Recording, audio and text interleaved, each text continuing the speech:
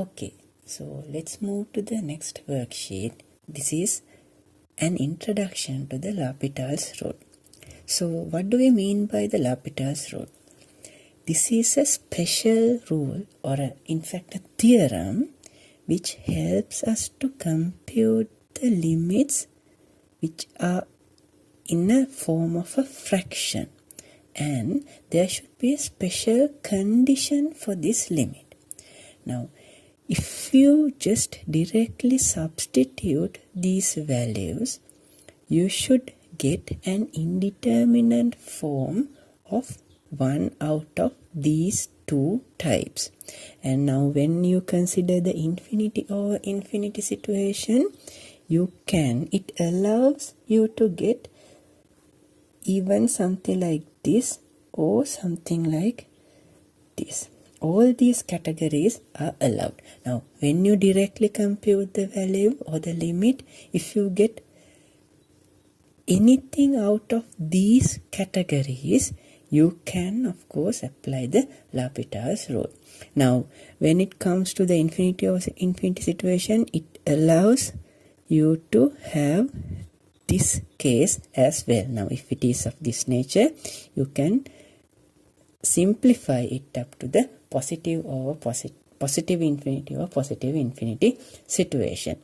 Now, if I am going to explain it a little further, what we exactly mean by this direct substitution is that if you compute the limit separately on both numerator and the denominator, if you compute those two separately, this should be 0 and it should have this as 0, or this category goes for this part, or it can be something of this particular nature.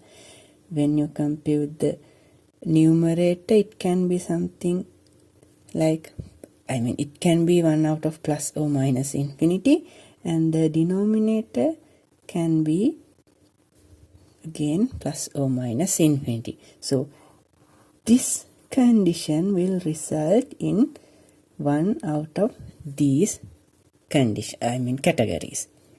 So whenever you have a fraction to compute the limit, and this fraction has this property or this property, if it has one out of these two properties, you can apply the L'Hopital's rule. So what do we mean by the L'Hopital's rule?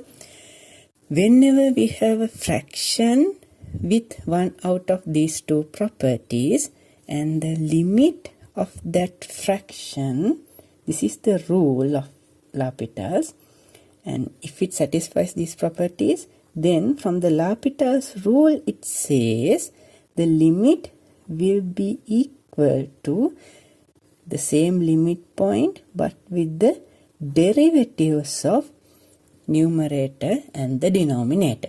And now here you should not confuse this one with the derivative of the quotient, right?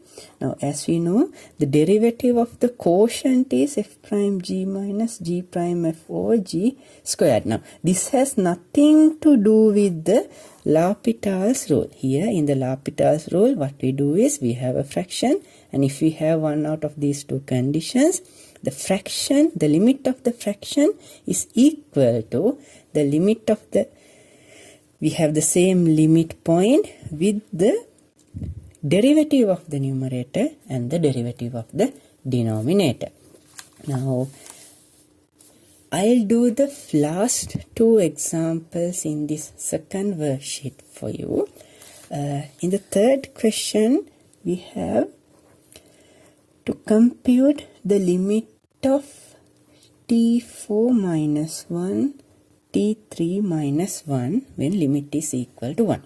And if we consider the numerator separately, we have, if we compute the limit, we will have 1 minus 1. which is 0. And if we consider the denominator separately, again we will have 1 minus 1, which is 0. So it is one out of these preferred category, which is this one.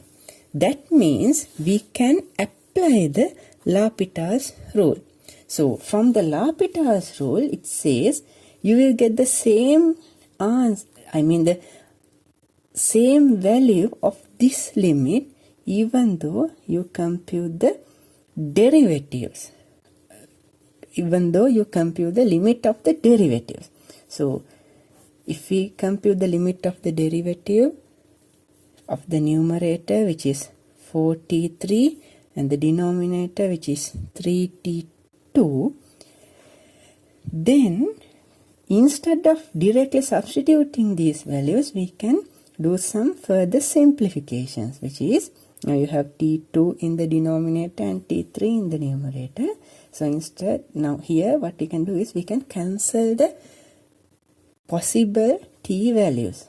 Here in this case we can cancel t squared from both denominator and the numerator. So we will end up with 4t over 3.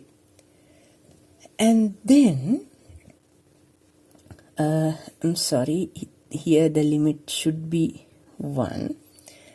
Now, so yeah, I have made a small mistake. Now, as we are supposed to calculate the limit at 1, you don't even have to divide the t squares. You can just directly substitute the value and get the answer. I was first thinking that the limit is 0, so that's why I divided both numerator and denominator by t squared, but since the limit is 1, it is not that necessary. Okay, so the answer is this one. See, now if we try to compute with direct substitution in the very first format, we are unable to do it. So what we do is we use the L'Hopital's rule because it satisfies the conditions for the L'Hopital's rule, and from the L'Hopital's rule it says this limit is the same as calculating the limit of the derivative of numerator divided by the derivative of the denominator. Okay, and then we'll move to the fourth question. In the fourth question we have to compute the, here we have to compute the limit of h goes to 0 in 3 plus h to the negative 1 minus 3 minus 1, 3 to the power negative 1 over h, right? Now here again we should first check whether it satisfies the conditions for L'Hopital's rule. And now if we just compute the derivative, if we just compute the limit of the numerator, it will be 3 plus 0 to the negative 1 minus 3 negative power negative 1, which is 0. And if we compute the denominator, the limit of the denominator, it is 0. So we have the preferred condition for the L'Hopital's rule. Then from the L'Hopital's rule, it says the same limit is equal to the limit of the derivative of the numerator and divided by the derivative of the denominator. And what is the derivative of this one? It is negative 1, 3 plus h, negative 2, and the derivative of a constant is 0, and the derivative of this one is 1. Now, this is important.